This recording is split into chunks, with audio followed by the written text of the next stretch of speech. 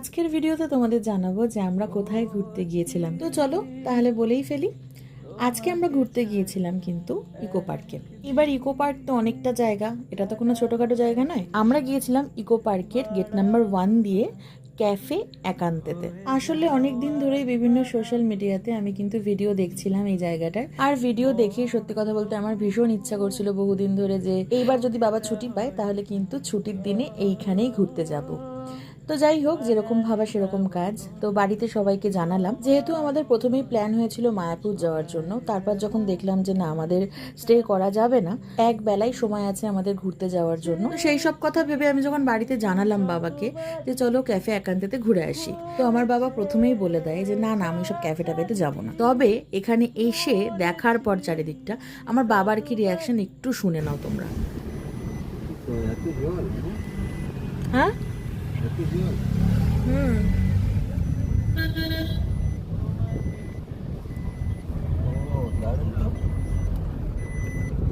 কেন আসবে? হ্যাঁ, আসবে আমি ভাবতে পারিনি এত সুন্দর। তাই? বাহ,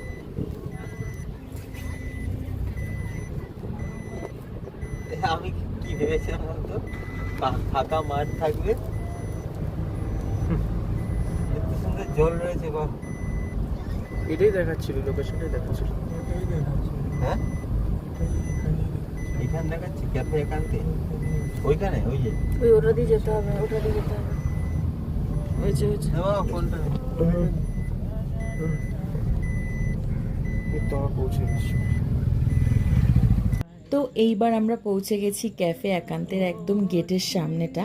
তোমরা যারা যাওনি অবশ্যই কিন্তু একবার গিয়ে দেখো। এই জায়গাটা এতটাই সুন্দর যে ফ্যামিলি, কাছের মানুষ, বন্ধু বান্ধব সবার সাথে গিয়ে তোমার খুব মজা হবে, খুব আনন্দ হবে, সব থেকে বড় কথা ভালো লাগবে। চারিদিকটা এত সুন্দর করে সাজানো গোছানো। নেক্সট পার্টে তোমাদের সাথে শেয়ার করব ক্যাফে একান্তের ভেতরটা কিরকম দেখতে। আজকের মতো তাহলে আসি, নেক্সট ভিডিওতে আসছি আবার। বাই।